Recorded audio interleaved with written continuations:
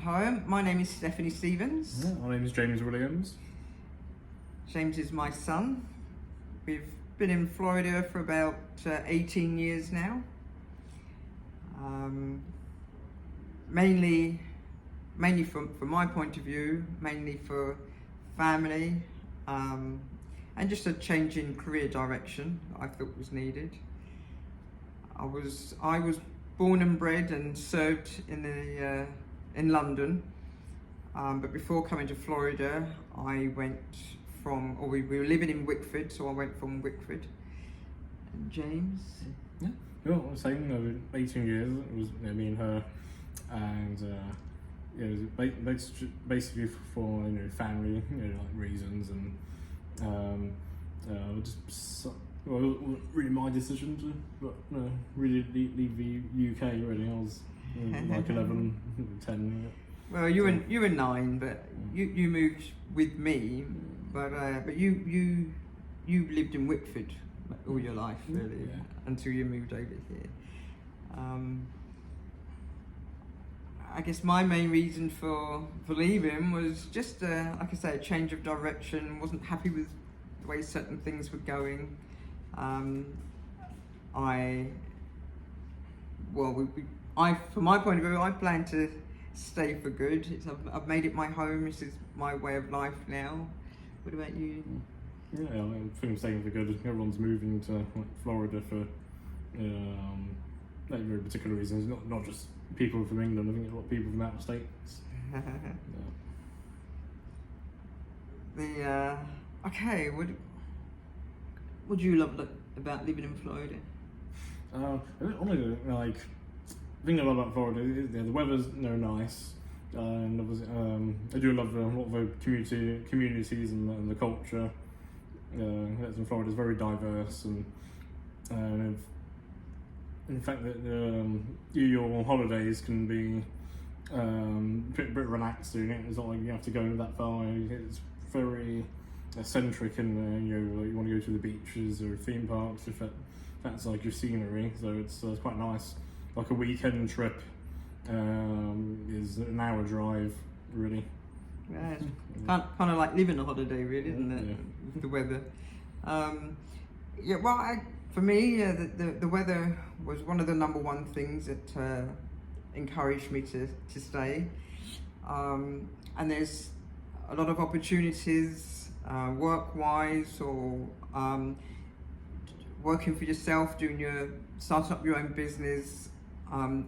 If you're prepared to work hard and you've got the drive for it, lots of outdoor activities to get involved with.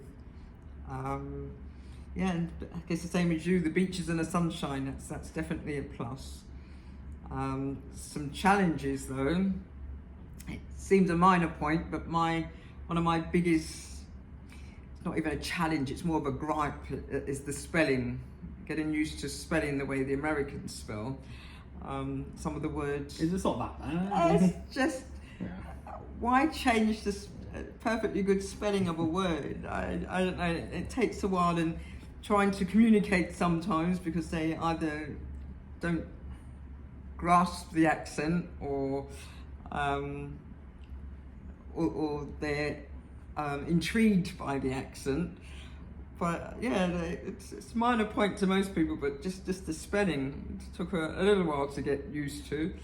And then of course there's driving on the wrong side of the road.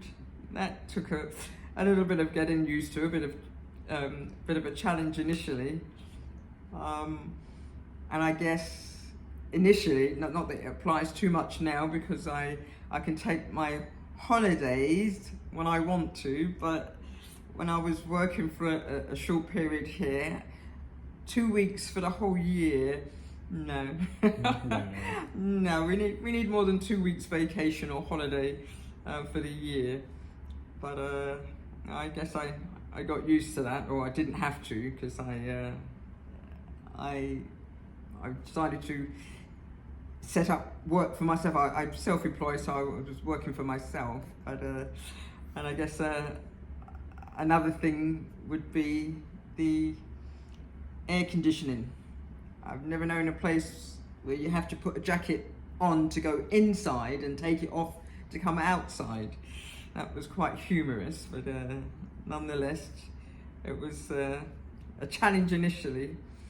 And then, from my point of view, again, initially when you were in school, it was the school system was different, so it was a bit challenging. Yeah, it was. Yeah, that's like it's definitely more my line of just leaving you know, like some family and all your friends that you spent your first half of your childhood with, then going to a different culture. It's a language barrier doesn't count, but definitely a lot of like culture aspects.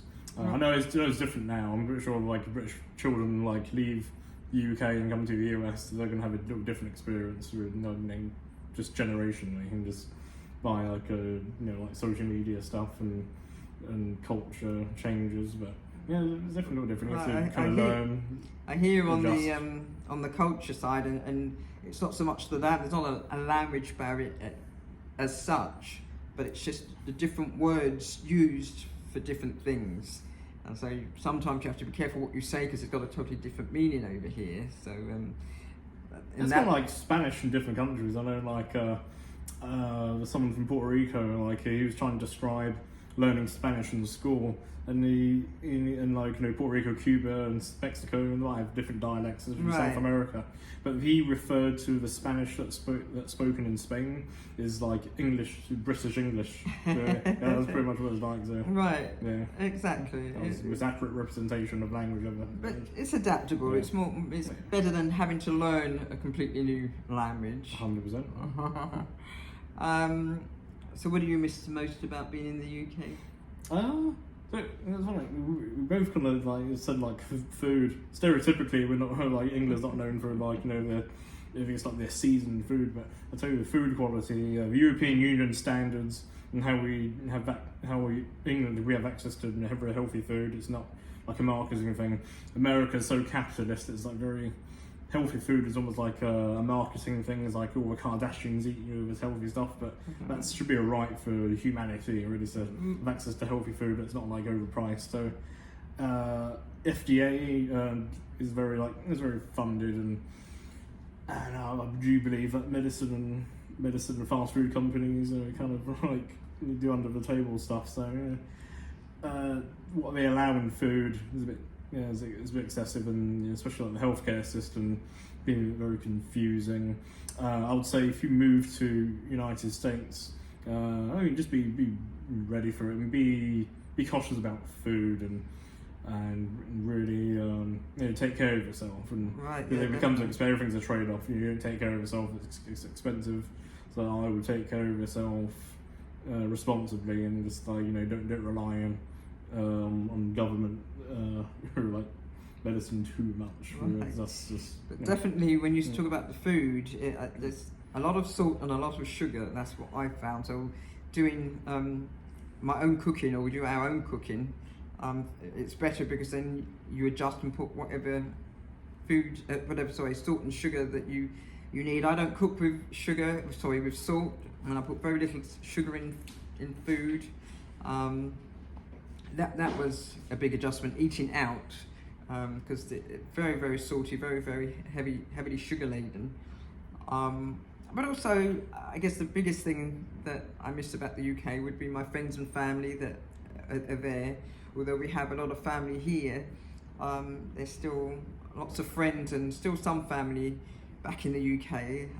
But with social media, it's a lot easier to keep in touch than it was before, even with the time difference. Yeah. Oh, yeah, and of course the British sense of humour. The Americans don't have our sense of humour, so that was one thing to get over. Cracking a joke that might seem funny to a Brit is not necessarily funny to Americans, so that took a bit of getting over. The cultural shock. Yeah. I guess it is. It was not so much now, but it was. Socialising is good. Like I say, Facebook helps to keep in touch with people further afield. and where we are, there's like a huge opportunity to socialise with other Brits and other people from out of state, out of town, out of the country. There's lots of groups that set up either online or you can actually meet in person, which is good because we get together. Sometimes it could be a monthly basis, sometimes it's as and when, sometimes it's yearly with the Guy Fawkes or something, but there are a lot of Brits in Florida, particularly where we are in the Tampa area.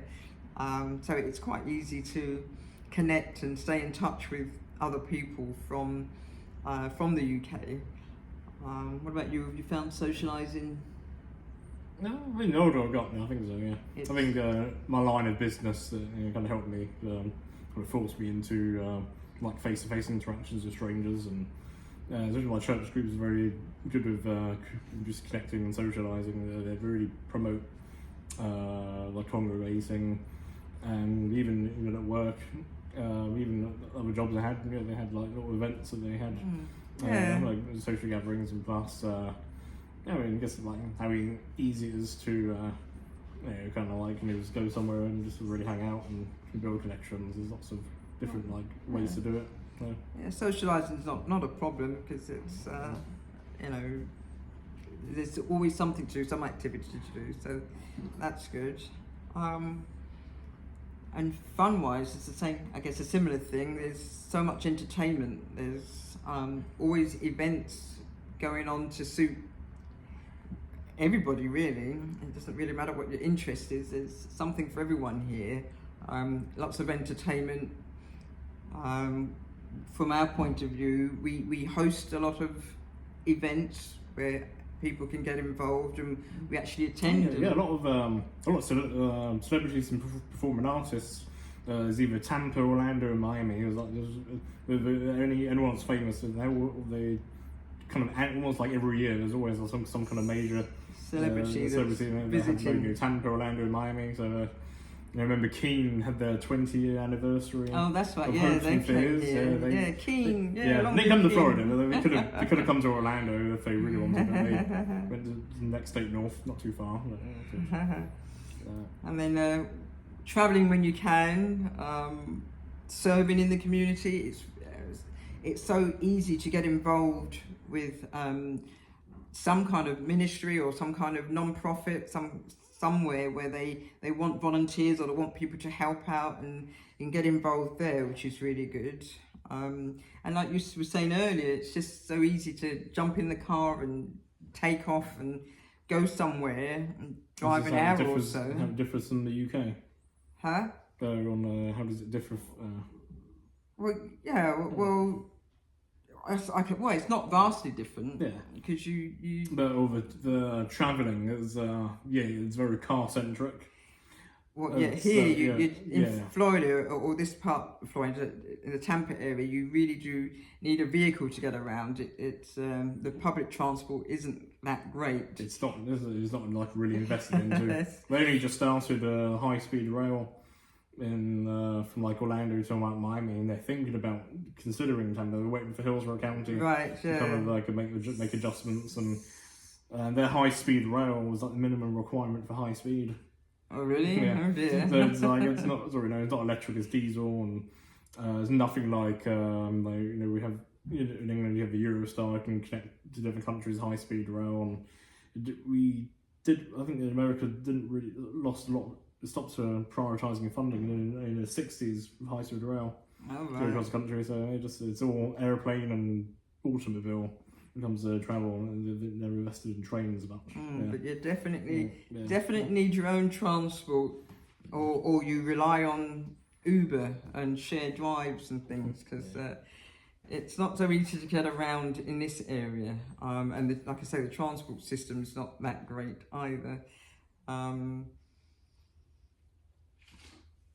Any big plans for that? We're involved in so many different ministries and so many different organisations that there's kind of always something going on in our lives. So we've got things going on. I know somebody's got a birthday coming up next month. Yeah, talking about going doing karaoke at Clearwater or something by the beach. And, all right, okay. Either like chip in an Airbnb, or I'll just end up staying at my friend's house property. We have a nice pool. There's no like time limit or anything. Yeah, It's you just like, mentioned pools. That's another Yeah. thing over here, but I don't know what the percentage is, but a lot of homes have pools.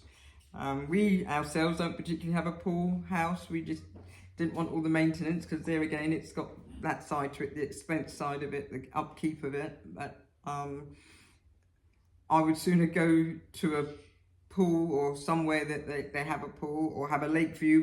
We were living in a house that had a lake view. That was sufficient for me. But there's always someone that's got a pool that extends and has parties and things. So pool living is quite popular with most people over here, but it doesn't really faze me one way or the other whether there's a pool there or not. But I also if we got a chance to film our experience, we'll spend like a few days here, and I can definitely like arrange something where I can perform. Yeah, some Angel. event. No, I remember Angel. Angel, which Hubbard. Oh right, yes. Yeah, she works in the hospice now. Oh right. Yeah, I could see if they can play piano there or film it. Yeah, but there's Sunday lots of morning. places The Sunday morning, like volunteering with children in the church. I can ask permission to give them a heads up and see. Right, and there's the gym. I go to the gym. I'm sure the gym won't mind. We can do a gym class, so they can. Yeah. They want to do body pump or something. Yeah, do a gym class or something, and film. because it'll be good for them as well. But, that would require permission. We'd definitely have to get permission, but there's lots of activities that we could be doing.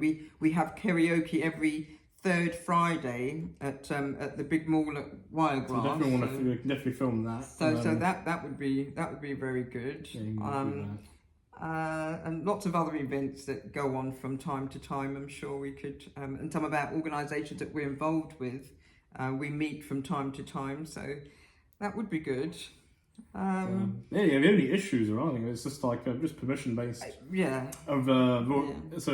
while showcasing my work, I work for the Furman company, so they're very. I haven't seen any adverts on Furman or the manufacturer. So it could be good publicity for them. I already asked, and they turned out now. So you can't film my work. Not where you work from, but I mean outside the building or something like that. Yeah, probably outside the building, but I can't film me with customers or driving. That's the only thing they can't do. There'll be some restrictions, but I think most places that will be, there shouldn't be any problem filming. Well, we've been on I've been on TV. You have? Well, remember the news? Does that count? The local news. Yeah, local news playing piano. Okay. I've been on I think I did. When you had you went on TV when you were in Royal Albert Hall in the police, right? No, that wasn't. I don't think it was. No, I think it was televised. I don't think it was. But just minor things where, like you said, local news stories. Had a couple of news stories and things like that, but nothing major. Nothing major. Nothing like TLC. Nothing major. BBC. I think that's about us, really, isn't it? So, but thank you for this opportunity. Thank you. We hope this video is useful to you. Absolutely. Bye now.